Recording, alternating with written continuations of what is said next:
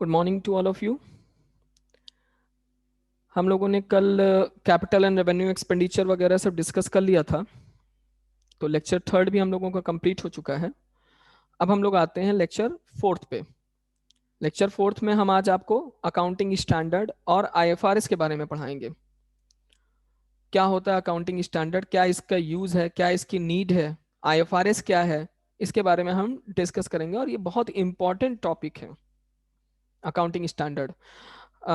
इसका इम्पोर्टेंट आप ऐसे ही अंदाजा लगाइए कि जब सीए या सीएमए फाइनल जब कोई स्टूडेंट कंप्लीट करता है और कंप्लीट करने के बाद जब वो कैंपस प्लेसमेंट के लिए जाता है, तो उससे जो सबसे ज्यादा जो इंटरव्यू में क्वेश्चन पूछा जाता है वो एएस से पूछा जाता है। एएस मतलब अकाउंटिंग स्टैंडर्ड। सीए के स्टूडेंट आपस में जब बात करते हैं तो वो एएस वर्ड यूज करते हैं। इतना इंपॉर्टेंट टॉपिक है आपके यहाँ पे बीकॉम में। ये सिर्फ इंट्रोडक्टरी पार्ट है, क्या होता है, क्या नीड है, बाकी डिटेल नहीं है। लेकिन जब आप सीए सीएमए या कॉर्पोरेट अकाउंटिंग पढ़ेंगे जो कि सेकंड सेमेस्टर में है, कंपनी अकाउंट्स, तो वहां पे थोड़ा बहुत इसका डिटेल है। आइए, accounting standard are written policy document covering the aspect of recognition, measurement, treatment, presentation and disclosure of accounting transaction in financial statement। देखो, फाइनेंशियल स्टेटमेंट में किसी भी फुल डिस्क्लोजर प्रिंसिपल कहता है कि आप किसी भी चीज को छिपा नहीं सकते, सब कुछ आपको डिस्क्लोज करना है। ठीक है।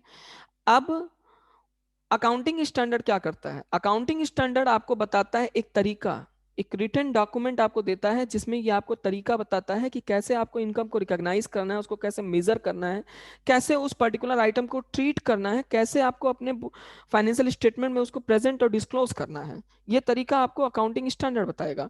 Accounting standard is an authoritative statement issued by ICI. पहला क्वेश्चन यहां पे बनता है कि अकाउंटिंग स्टैंडर्ड कौन इशू करता है इंडिया में? ICI, Institute of Chartered Accountant of India, a professional body of accounting in our country. Professional body of accounting in our country. The objective of accounting standard is to bring uniformity in different accounting policy in order to eliminate non-comparability of financial statement for enhancing reliability of financial statement. Secondly, the accounting standard provide a set of standard accounting policy, valuation norms and disclosure requirement. ये आपको accounting standard provide करता है। अब हम बात करते हैं कि क्या जरूरत थी अकाउंटिंग स्टैंडर्ड की, need for accounting standard. Accounting standard की हमें क्या जरूरत थी? किसी भी चीज के आने की कोई एक वजह होती है, तो अकाउंटिंग स्टैंडर्ड के आने की वजह क्या थी? Accounting extend information to various user of information. Accounting information can serve the interest different user only if it is possess uniformity and full disclosure। किस लिए अकाउंटिंग स्टैंडर्ड लेकर आए थे? यूनिफॉर्मिटी और फुल डिस्क्लोजर के लिए of relevant information. There can be alternative accounting treatment and valuation norms which may be used by any business entity. Accounting standard facilitate the scope of those alternative which fulfill the basic qualitative characteristics of true and fair financial statement। जो financial statement का जो basic characteristics है वो पहला है true and fair. True and fair मतलब उसमें fair है, साफ सुथरा है, और उसमें सच्चाई है, किसी भी तरह की कोई चीज छिपाई नहीं गई है। Benefit of accounting standard. Accounting standard के क्या बेनिफिट हैं, क्या फायदे हैं अकाउंटिंग स्टैंडर्ड के? आइए देखते हैं अकाउंटिंग स्टैंडर्ड के क्या क्या फायदे हैं भाई। पहला है, accounting standard help in eliminating variation in accounting treatment to prepare financial statement. Accounting standard आ जाने की वजह से सब एक ही स्टैंडर्ड को फॉलो करते हैं, तो वेरिएशन नहीं रहता है। अकाउंटिंग का जो ट्रीटमेंट होता है उसमें वेरिएशन नहीं होता है। क्यों वेरिएशन नहीं होता? क्योंकि सब एक ही प्रिंसिपल वगैरह फॉलो करते हैं। अकाउंटिंग स्टैंडर्ड में call for disclosure of certain information which not be required by law. Law कहता है कि आपको उसको डिस्क्लोज करने की जरूरत नहीं, लेकिन हो सकता है अकाउंटिंग स्टैंडर्ड कहते हैं कि आपको उसको डिस्क्लोज करने की जरूरत है। But such information might be useful for general public, investor and creditors. Accounting standard facilitate comparability. जब आपको दो फाइनेंशियल स्टेटमेंट के बीच में कंपेयर करना है ना, और अगर दोनों ने अकाउंटिंग स्टैंडर्ड फॉलो किया है ना, तो आप आराम से कर सकते हो। लेकिन पता चला एक ने एएस फॉलो नहीं किया, दूसरे ने एएस फॉलो किया है, तो कंपैरिजन हो ही नहीं सकता। Comparability between financial statement of inter and intra companies, मतलब अदर कंपनी से करना हो या खुद के ही किसी दूसरे डिवीजन से करना हो तो आप आराम से कर सकते हैं। लिमिटेशन ऑफ अकाउंटिंग स्टैंडर्ड, देखिए यहाँ पे जो मैं आपको थ्योरी पढ़ा रहा हूँ, ये जो मैं आपको टॉपिक पढ़ा रहा हूँ, ये मैं पढ़ा रहा हूँ एनसीईआरटी से। सर एनसीईआरटी से क्यों पढ़ा रहे हैं? एनसीईआरटी से इसलिए पढ़ा रहे हैं बेटा क्योंकि कुछ कुछ चीजें, अगर एनसीईआरटी बहुत अच्छी बुक होती है for the theory purpose, for the theory purpose, इससे अच्छी कोई बुक ही नहीं होती। इसीलिए सिविल सर्विसेज के जितने भी तैयारी करने वाले स्टूडेंट्स हैं वो एनसीईआरटी ही फॉलो करते हैं। यहाँ पे टू द पॉइंट, ज्यादा डिटेल में चीजों को एलोबरेट नहीं किया होता, टू द पॉइंट, पॉइंट जितना आपको जानने की जरूरत है उतना ही आपको बताते हैं। Limitation of accounting standard, accounting standard make choice between different alternative accounting treatment difficult to apply. It is rigidly followed and fail to extend flexibility, जब आप एएस फॉलो करते हो तो जो एएस में नियम लिखा उसी के अकॉर्डिंग करोगे, फ्लेक्सिबल तो हो नहीं सकते in applying accounting standard. Flexibility नहीं होती है, रिगिडली होता है, रिगिड होता है। Accounting standard can not override the state, the standard are required to be frame within the ambit of prevailing status. अब ये सबसे इंपॉर्टेंट पॉइंट है कि अकाउंटिंग स्टैंडर्ड कहाँ कहाँ पे अप्लीकेबल होता है, कौन कौन से ऑर्गेनाइजेशन अकाउंटिंग स्टैंडर्ड अप्लाई करते हैं या किनके यहाँ अकाउंटिंग स्टैंडर्ड अप्लीकेबल होगा। Except the purely charitable organization which does not have any commercial, industrial and business activities, accounting standard is applicable to। मतलब purely charitable organization which does not have any commercial, industrial and business activities, जैसे example के तौर पे, example number 1, Shri Ram Janmabhoomi Nyas Ayodhya, अगर वो सिर्फ charitable work करे, मतलब मंदिर वगैरह जो अपना है वो अपना गवर्न करे और कमर्शियल एक्टिविटीज ना करे, कमर्शियल एक्टिविटीज ना करे, Mata Vaishno Devi shrine board, Khwaja Moinuddin Chishti trust Ajmer, sorry charitable trust, या सुन्नी वक्फ बोर्ड की जो अयोध्या में मस्जिद बन रही है जो 5 एकड़ का, जो वो अगर चैरिटेबल ट्रस्ट है, जैसे उन्होंने अपना हॉस्पिटल हॉस्पिटल खोलने के लिए कहा है, अगर वो हॉस्पिटल सिर्फ चैरिटी के लिए करते हैं और कमर्शियल एक्टिविटीज नहीं करते हैं तो उनके यहाँ एएस एप्लीकेबल नहीं होगा। लेकिन अगर वो कमर्शियल एक्टिविटीज करने लगे, अगर वो कमर्शियल एक्टिविटीज करने लगे तब वहां पे एप्लीकेबल होगा, भले वो ट्रस्ट ही क्यों ना हो। इसीलिए प्योरली यहां पे साफ साफ कह दिया, except the purely charitable organization, वो ऑर्गेनाइजेशन जो सिर्फ चैरिटी का काम करते हैं। कल मैं एक न्यूज पढ़ रहा था, माइक्रोसॉफ्ट के जो चेयरमैन है, माइक्रोसॉफ्ट कंपनी आप लोगों ने सुना ही होगा, विंडोज वगैरह, तो बिल गेट्स ने अपनी 95% जो एसेट है वो बिल एंड मिलिंडा गेट्स जो उनका फाउंडेशन है उसको दान कर दिया है, उसको दान कर दिया। ये है, आप सोचिए।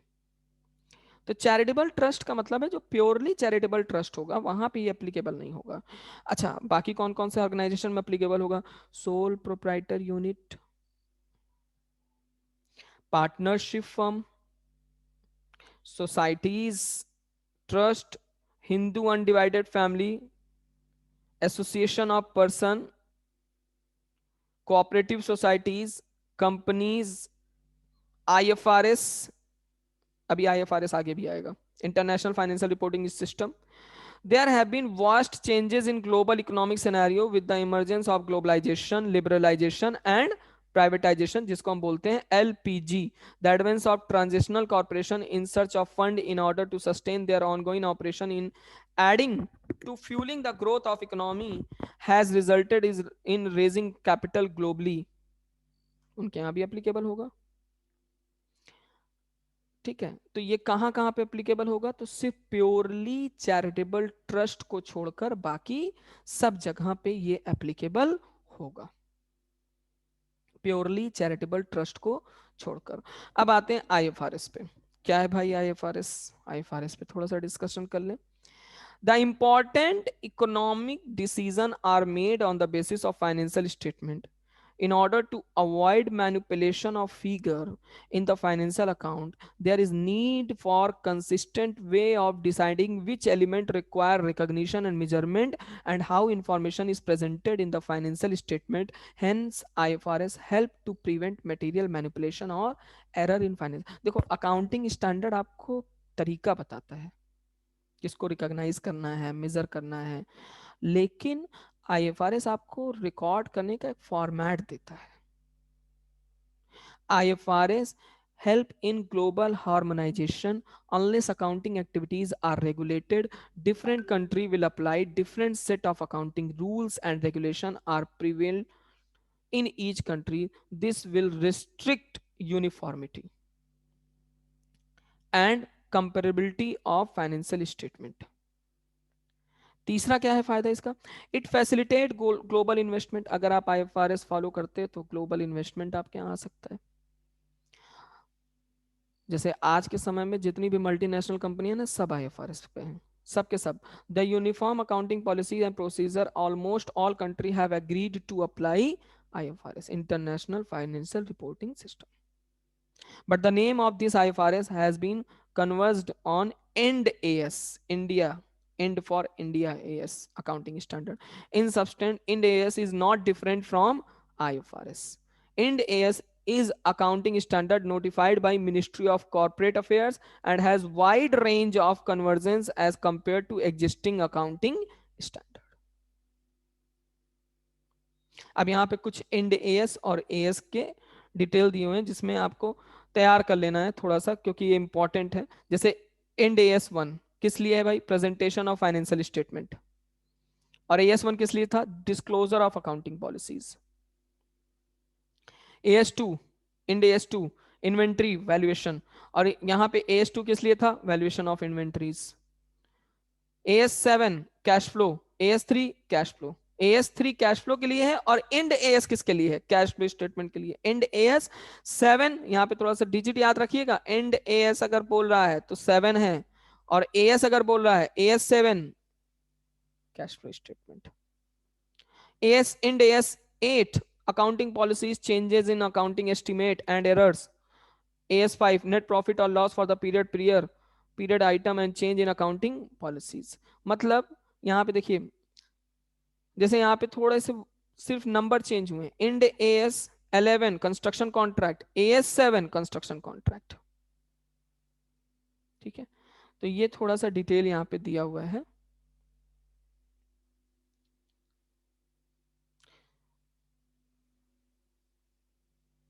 गुड्स एंड सर्विस टैक्स आपके सिलेबस में नहीं है अभी फिलहाल, तो इसके बारे में बात करने का मतलब नहीं है।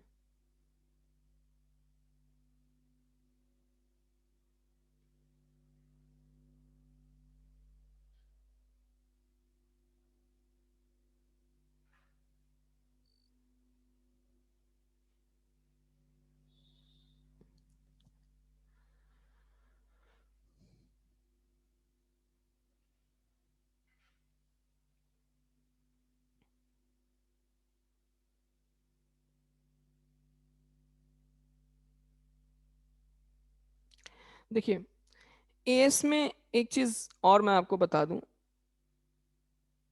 एएस में एक चीज और बता दूं कि जब एएस नहीं फॉलो होता था, मतलब जब एंड एएस या कोई भी, मतलब एएस जब हम नहीं फॉलो करते थे या ऑर्गेनाइजेशन जब एएस नहीं फॉलो करता था, तो उसकी जो सबसे बड़ी प्रॉब्लम आती थी वो आती थी उसकी यूनिफॉर्मिटी की। यूनिफॉर्म नहीं रहता था। मतलब इंडिया में अकाउंटिंग करने का, अकाउंटिंग आप कर रहे हो, फिर उसके बाद पता चला बांग्लादेश या पाकिस्तान या जो हमारे पड़ोसी मुल्क हैं, श्रीलंका है, नेपाल है, वहाँ पे अकाउंटिंग का अगर अलग कॉन्सेप्ट है, तो जब जाहिर सी बात है कि जब हम बिजनेस करेंगे और रिपोर्ट तैयार करेंगे तो उनकी अकाउंटिंग में हमारी अकाउंटिंग में डिफरेंस होने की वजह से हमें कई तरह की प्रॉब्लम फेस करनी पड़ सकती है। तो इसीलिए ये लोग एएस लेकर आए। ठीक है, इंडिया में जो अकाउंटिंग स्टैंडर्ड बनाने का जो काम है वो किसके पास है? आईसीआई के पास है। आईसीआई ने इसीलिए अकाउंटिंग स्टैंडर्ड बोर्ड ही स्टैब्लिश कर दिया था 1977 में। इसके ऊपर हम क्वेश्चन भी आपसे एमसीक्यू का पूछ चुके हैं। तो जो अकाउंटिंग का जो पूरा फॉर्म है वो कुछ इस तरह है। गैप, ये हमें क्या देता है? गैप हमें देता है कॉन्सेप्ट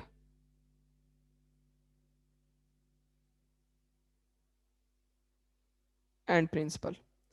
फिर उसके बाद हम आते हैं किसके पास? एएस के पास। रिकॉग्निशन, मेजरमेंट, रिकॉग्नाइज करना, मेजर करना, फिर उसके लिए रूल्स वगैरह सब बताता है कि कैसे हमें उसको रिकॉर्ड करना है, सारी चीजें बताता है कौन? एएस। और आईएफआरएस क्या देता है? रिपोर्टिंग का format.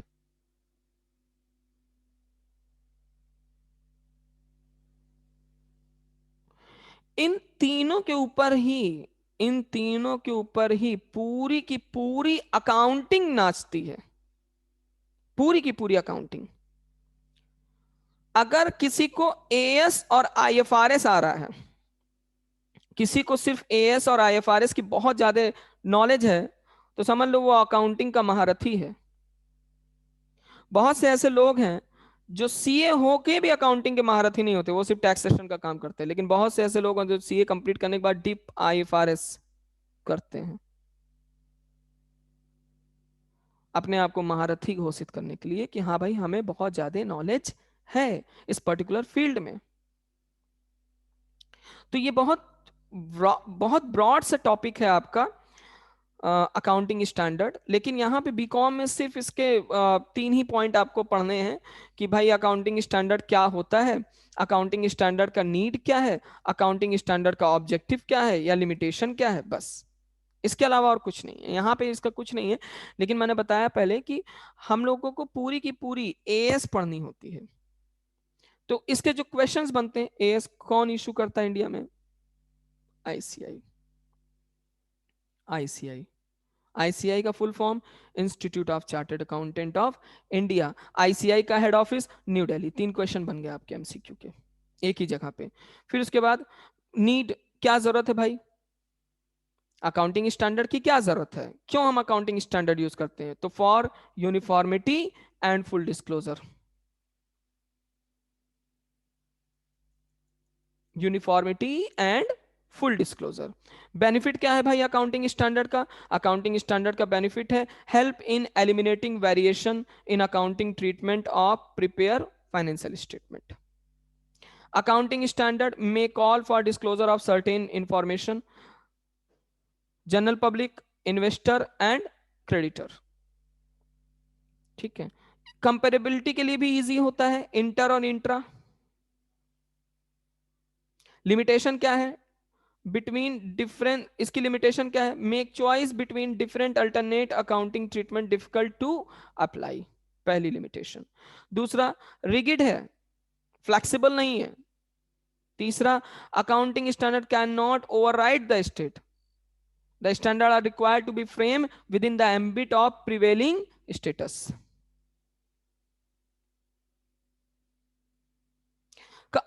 Most important, accounting standard कहां पे एप्लीकेबल होगा? हर जगह एप्लीकेबल होगा। देख लो, हिंदू अनडिवाइडेड फैमिली में, एसोसिएशन ऑफ पर्सन में, कोऑपरेटिव सोसाइटीज में, कंपनीज में, कोऑपरेटिव सोसाइटीज, सहकारी समिति, चैरिटेबल ट्रस्ट में। अगर वो चैरिटेबल ट्रस्ट प्योरली किस नेचर का है? कमर्शियल नहीं है तो। अगर वो कमर्शियल हो गया, अगर वो कमर्शियल हो गया तो वहां पे एएस अप्लाई होगा। और अगर वो कमर्शियल नहीं है तो एएस की, देखो यहाँ पे क्या क्या है, यहाँ पे देखो ट्रस्ट लिखा हुआ है कि यहाँ पे आप चाहें तो समझ लें ऐसे कि एक्सेप्ट नॉन कमर्शियल ट्रस्ट को छोड़कर, नॉन कमर्शियल ट्रस्ट को छोड़कर ऑल ओवर जितने भी ट्रस्ट हैं, जितने भी ऑर्गेनाइजेशन हैं, जितने भी पर्सन, सोल प्रोप्राइटर यहाँ पे दे ही दिया है, sole proprietor, registered sole proprietor unit, उन सब में एएस एप्लीकेबल होगा। ठीक है। अब कौन कौन से एएस एप्लीकेबल होंगे, कौन कौन से नहीं, ये तो उसमें डिटेल में जब आप एएस पढ़ेंगे तो उसमें से हर एक पॉइंट पे दिया रहेगा कि कौन कौन से एएस एप्लीकेबल होंगे और कौन कौन से एएस एप्लीकेबल नहीं होंगे। ठीक है। बाकी ये टॉपिक कंप्लीट हो चुका है, इसके होमवर्क भी आप लोग कर लीजिएगा। Thank you class.